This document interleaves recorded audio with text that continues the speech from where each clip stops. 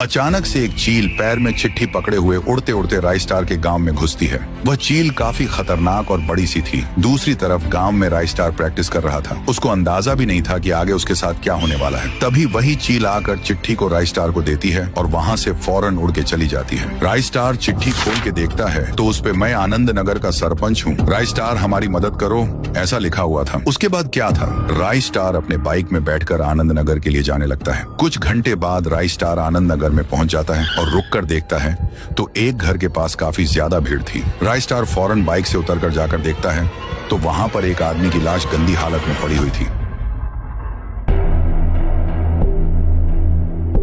सरपंच राइस्टार को देख कहता है, अच्छा हुआ राइस्टार, तुम चिट्ठी पढ़ के आनंद नगर में आ गए। पहले तुम ये बताओ कि तुमने मुझे चिट्ठी क्यों भेजी और ये लाश क्या हो रहा है गांव में। सरपंच कहता है, क्या बताऊं राइस्टार, ये गांव धीरे धीरे खंडहर बनते जा रहा है। रोज यहाँ पर बड़ा सा एक सफेद भालू आता है। वह काफी खूंखार और मौत का भूखा है। जैसे ही उसे कोई भी इंसान दिखता है वो उधर आकर उस इंसान पर हमला कर देता है। अभी तक उसने 15 लोगों को मार दिया है। रोज गांव के लोग उस भालू से परेशान हैं। लोगों के पीछे पड़ता है। अब तुम ही हमें इस भालू से बचा सकते हो। वह भालू गांव के जंगल की ओर गया है। तभी गांव वाले राइस्टार के नाम से नारा लगाते हैं, राइस्टार जिंदाबाद, राइस्टार हमारी आखिरी उम्मीद है। उसके बाद क्या था, राइस्टार गांव के जंगल की ओर चल पड़ता है। राइस्टार जब जंगल में पहुंचकर छुप के देखता है तो हैरान हो जाता है। वहाँ वही भालू बैठकर रो रहा था और किसी की याद में डूबा हुआ था। राइस्टार ने सोचा, जरूर इसके साथ कोई अनहोनी हुई होगी, तभी ये इतना रो रहा है। राइस्टार ने सबसे बड़े जंगल में जाने का फैसला किया। जब वो बड़े जंगल में आके अपनी बाइक रुकाता है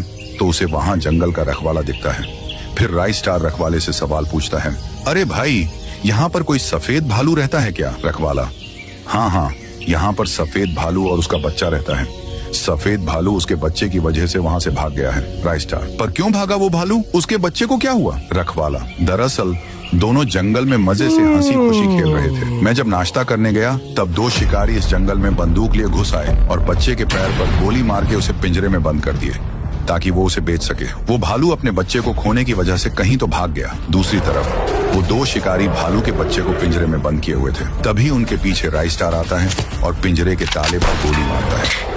गोली लगते ही पिंजरा खुल जाता है। पिंजरा खुलते ही बच्चा दोनों पर हमला कर देता है और उनकी छटनी बन जाती है। फिर राइस्टार बच्चे को उसके पापा से मिलवाता है। दोनों भी बहुत खुश थे।